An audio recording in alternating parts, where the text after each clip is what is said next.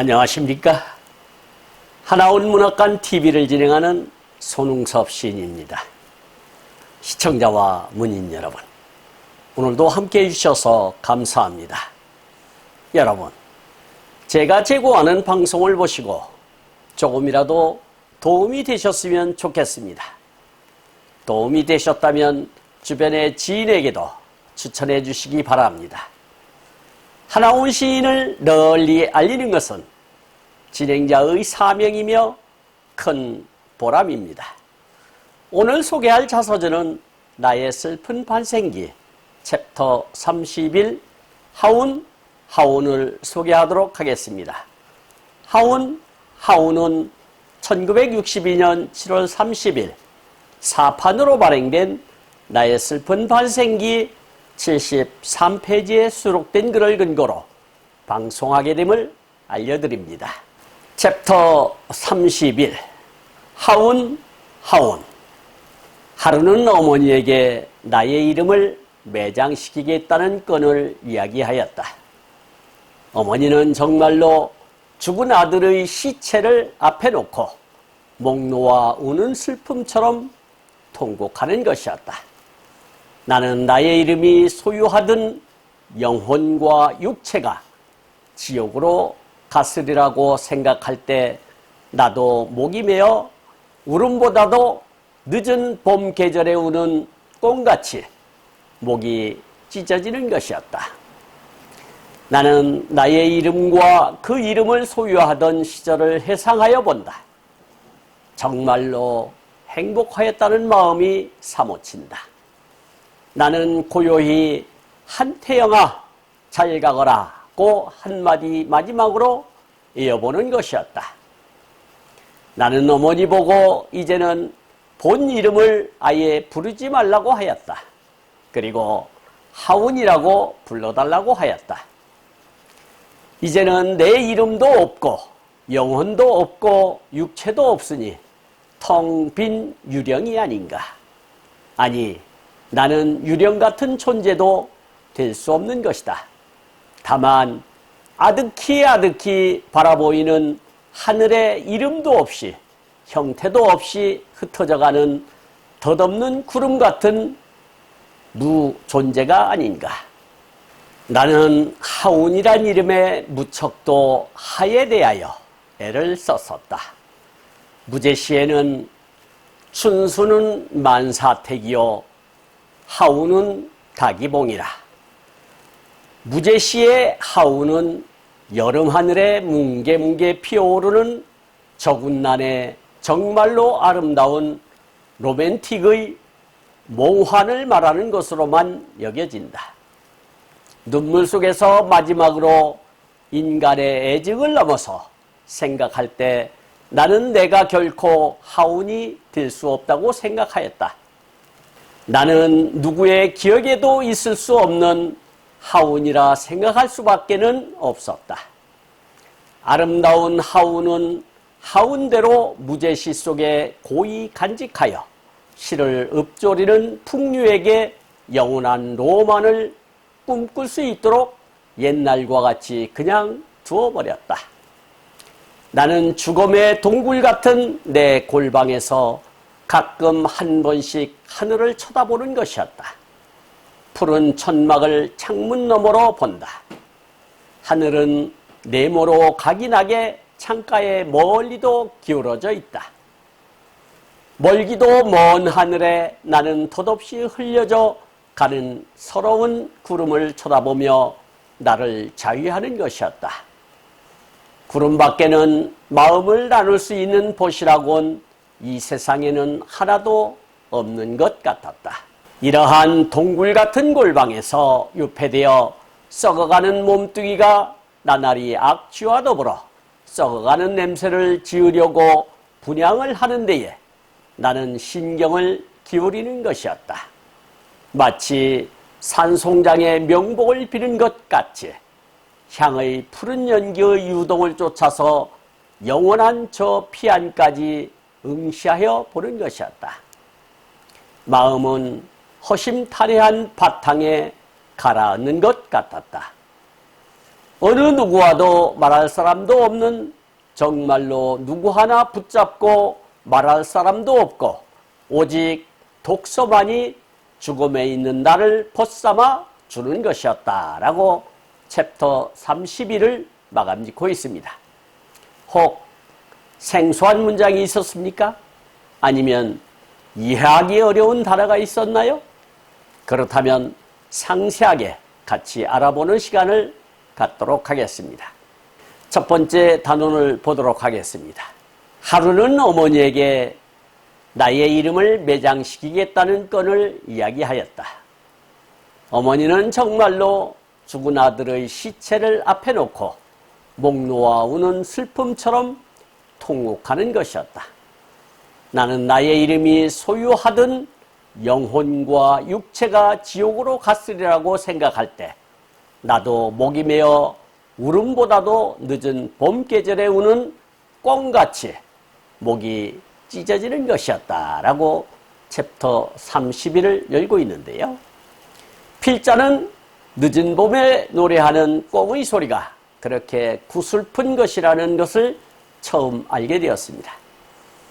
다시 맞는 봄에는 더 귀 기울여 들어보렵니다. 정말 하운이 듣던 그 꿩의 소리가 애달펐는지 말입니다. 조상이 지어준 이름을 매장시키겠다고 하니 마치 죽음으로 인하여 호적에 빨간 줄을 그은 것인 양 슬펐던가 봅니다.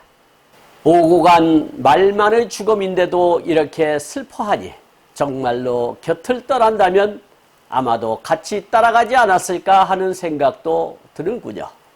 그것이 모성애라는 것이겠죠. 여기서 매장이라고 하는 것은 시신을 땅에 묻는 것을 뜻한다 하겠고, 건이라고 하는 것은 것, 구분하다, 사건 이러한 뜻이 있겠죠.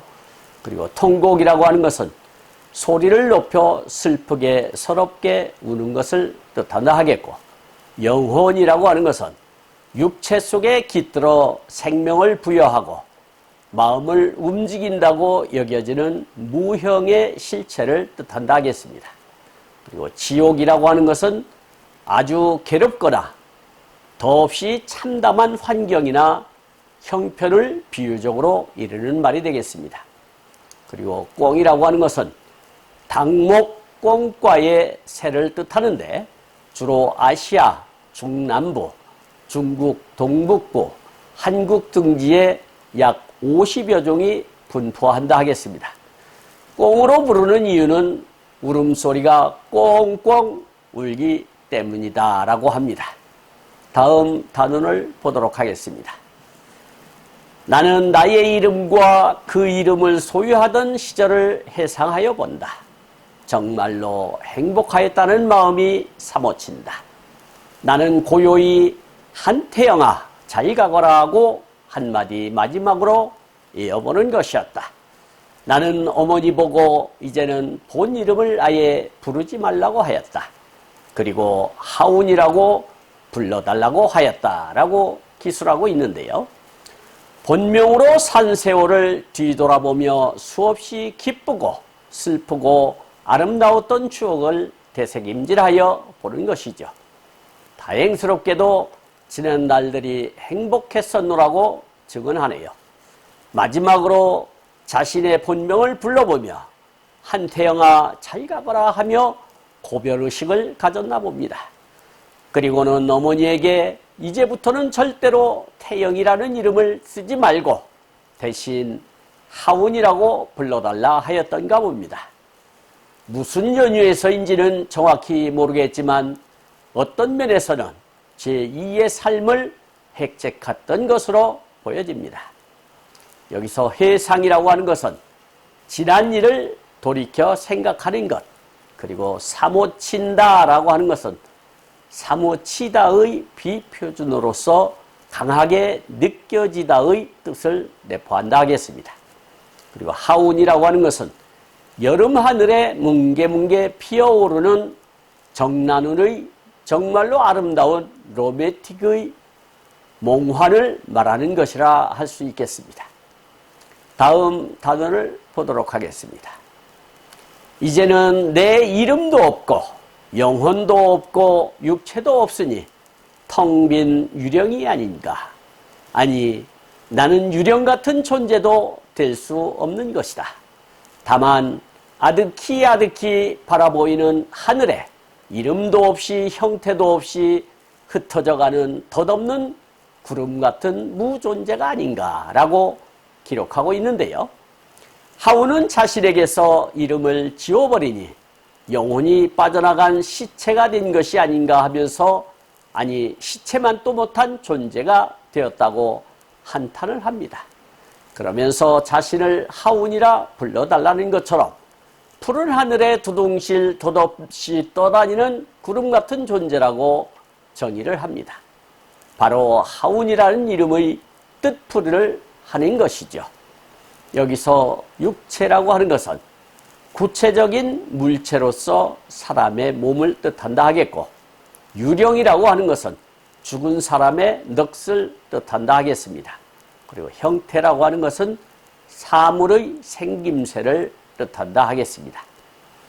다음 단원을 보도록 하겠습니다. 나는 하운이란 이름에 무척도 하에 대하여 애를 썼었다. 무제시에는 춘수는 만사택이요 하운은 닭이봉이라 라고 기록하고 있는데요. 하운은 자신의 새로운 이름으로 하운이라 장명했는데 하운 중에 첫 글자 하자에 대하여 깊이 고심했다는 고백을 하고 있는 것이죠. 이 하운이라는 이름을 옮겨온 근거가 되는 것이 곧 무제시라는 것이죠. 아마도 하운은 무제시라고 했지만 중국 시인 도연명의 사시라는 시에서 차용한 것이 아닐까 싶습니다. 여기서 무제시라고 하는 것은 제목을 붙이지 않은 시를 뜻한다 하겠습니다.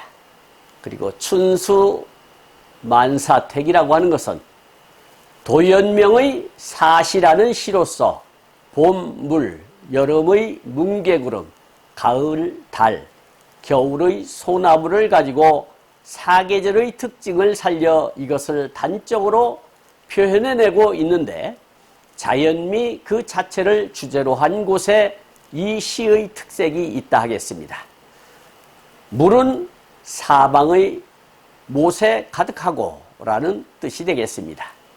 그리고 하운 닭이봉이라고 하는 것은 여름 구름은 기이한 봉우리도 많아라 라는 뜻인데 도연명의 원문에는 하운이 아니고 하운으로 되어 있다는 것을 알려드리며 여기서는 하운이 임으로 패러디한 것이라는 것을 알려드립니다. 다음 단원을 보도록 하겠습니다. 무제시의 하운은 여름 하늘에 뭉게뭉게 피어오르는 정난운의 정말로 아름다운 로맨틱의 몽환을 말하는 것으로만 여겨진다. 눈물 속에서 마지막으로 인간의 애증을 넘어서 생각할 때 나는 내가 결코 하운이 될 수 없다고 생각하였다. 나는 누구의 기억에도 있을 수 없는 하운이라 생각할 수밖에는 없었다. 아름다운 하운은 하운대로 무제시 속에 고이 간직하여 시를 읊조리는 풍류에게 영원한 로만을 꿈꿀 수 있도록 옛날과 같이 그냥 두어버렸다라고 기술하고 있는데요. 비행기를 타고 해외 나들이를 하면서 좁은 창문 너머로 비춰지는 아름다운 구름을 보고 감탄사를 연발하며 사진을 찍으려고 했던 경험이 있었을 것입니다. 하운은 하운을 그렇게 설명하고 있는 것입니다. 아마도 하운은 유경수 여사와 헬리콥터를 타고 전국 나환자촌을 드나들며 하늘의 모습을 경험해 보았겠지만 이때만 해도 그러한 경험이라고는 일도 없었기에 실감나는 표현을 하지 못했을 것입니다. 자신이 만백성으로부터 경계의 대상이라는 것을 잘 알기에 그러한 아름다운 새털구름 같은 존재가 될 수 없다는 것을 걱정하고 있는 것입니다. 여기서 정난운이라고 하는 것은 수직으로 발달한 웅대하고 짙은 구름을 뜻한다 하겠습니다. 그리고 로맨티크라고 하는 것은 로맨틱한 연애의 또 낭만주의, 비현실적인 이런 뜻을 갖고 있다 하겠습니다. 그리고 몽환이라고 하는 것은 꿈과 환상이라는 뜻으로 호황된 생각을 이르는 말이 되겠습니다. 그리고 애증이라고 하는 것은 사랑과 미움을 뜻하는 말이 되겠고, 하운이라고 하는 것은 도연명의 사시라는 시의 일부로서 여름의 뭉게구름을 뜻한다 하겠습니다. 그리고 풍류라고 하는 것은 풍치가 있고 멋스럽게 노는 일을 뜻하는데, 속되지 않고 운치 있는 일이나 음악을 가리키는 예술용어라 하겠습니다. 그리고 로만이라고 하는 것은 프랑스어로서 실현하고 싶은 소망이나 이상을 뜻하는 말이라 하겠습니다. 다음 단원을 보도록 하겠습니다. 나는 죽음의 동굴 같은 내 골방에서 가끔 한 번씩 하늘을 쳐다보는 것이었다. 푸른 천막을 창문 너머로 본다. 하늘은 네모의 각이 낙의 창가에 멀리도 기울어져 있다. 멀기도 먼 하늘에 나는 덧없이 흘러져가는 서러운 구름을 쳐다보며 나를 자위하는 것이었다. 구름 밖에는 마음을 나눌 수 있는 곳이라곤 이 세상에는 하나도 없는 것 같았다라고 수리하고 있는데요. 하운은 골방에 처박혀 감금 아닌 감금 생활을 하면서 꿈도 희망의 끈도 끊긴 허탈한 마음으로 이따금 창밖으로 펼쳐지는 푸른 하늘을 보았던가 봅니다. 네모진 창가로 보여지는 푸른 하늘이 화가의 액자에 담긴 그림처럼 느껴졌나 봅니다. 딱히 어디라고 정해진 곳도 없이 바람에 따라 이리저리 떠다니는 구름처럼 자신을 그려보는 것이겠지요. 그래서 하운이라는 새 이름을 만든 것이겠고요. 끝 구절을 보면 사랑하는 알이 섭섭해 했겠습니다. 그렇게 지극정성으로 간호를 했는데도 마음을 나눌 수 있는 벗이 없었다고 하니 말입니다. 여기서 동굴이라고 하는 것은 자연현상에 의해서 땅이 높고 깊게 파여 들어가 있는 구멍을 뜻하나, 여기서는 골방 같은 하운이 숨어 치료하는 곳을 뜻한다 하겠습니다. 그리고 천막이라고 하는 것은 중국식 한문으로 대지를 덮고 있는 하늘을 뜻하나, 여기서는 창문 사각틀에 보이는 하늘을 뜻한다 하겠습니다. 그리고 각이라고 하는 것은 뿔, 모, 구석을 뜻하나, 여기서는 창문으로 보이는 전경을 그림의 액자로 보인다는 뜻이 되겠습니다.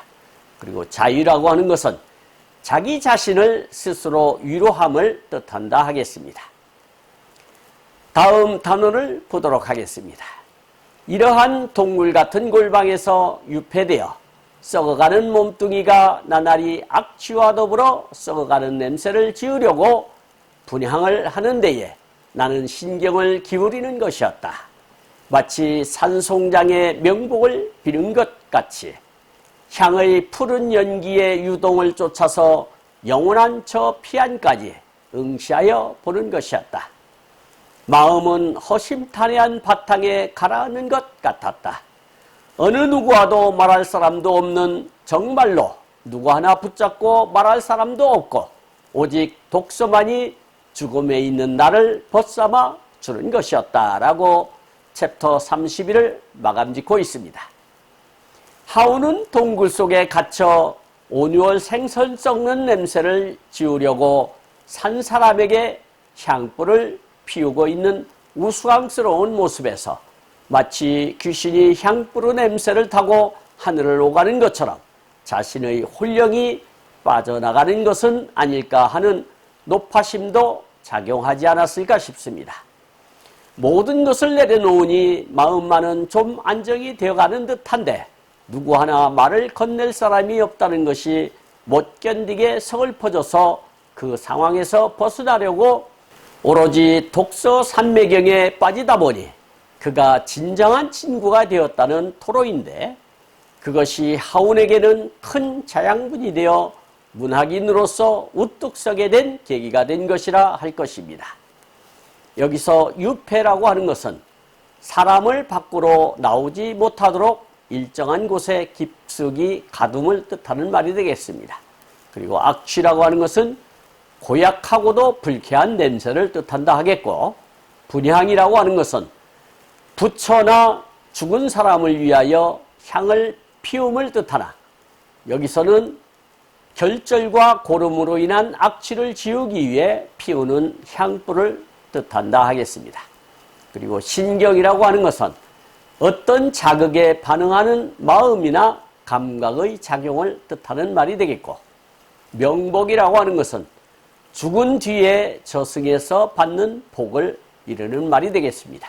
그리고 유동이라고 하는 것은 액체 따위가 흘러 움직임을 뜻하나, 여기서는 연기가 바람에 흔들려 퍼져나가는 현상을 뜻한다 하겠습니다. 피안이라고 하는 것은 진리를 깨닫고 도달할 수 있는 이상적 경지를 나타내는 말이 되겠습니다. 그리고 응시라고 하는 것은 시선을 한 곳으로 모아 집중해서 뚫어지게 바라봄을 뜻한다 하겠고, 허심탄회라고 하는 것은 품은 생각을 터놓고 말할 만큼 마음에 아무런 거리낌이 없고 솔직함을 이루는 말이 되겠습니다. 그리고 독서라고 하는 것은 책이나 글 등을 읽는 행위를 뜻하는 말이 되겠습니다. 지금까지 함께 하신 시청자와 문인 여러분, 감사합니다. 제가 하나원 문학관 TV를 방송하는 이유는 고난과 역경을 딛고 문학의 꽃을 피우신 하나원 시인을 널리 알리기 위해서입니다. 여러분의 주변이나 하나원 시인에 관심 있으신 분께서는 인터넷 포털 다음의 카페에서 하나원 문학관을 검색하여 가입하시면 고 하나원 시인에 대한 다양한 자료를 접할 수 있으며 많은 시인과 문학 활동을 함께 할 수 있습니다. 그리고 유튜브에서 하나원 문학관 TV를 검색하시면 하나원 시인의 진면목을 발견하실 수 있습니다. 다음 제224화는 하나원 시인의 자서전 나의 슬픈 반생기 챕터 32 책을 벗삼아를 소개하도록 하겠습니다. 그리고 광고 말씀 드리겠습니다. 하나원 문학관에서는 화면의 사진과 같이 문인의 등용문인 파랑새라는 문학지를 발간하고 있습니다. 화면의 안내와 같이 금년 12월 20일 출간 예정인 파랑새 제8집에도 적극적인 참여 부탁드립니다. 보다 더 알찬 내용으로 찾아뵙겠습니다. 감사합니다.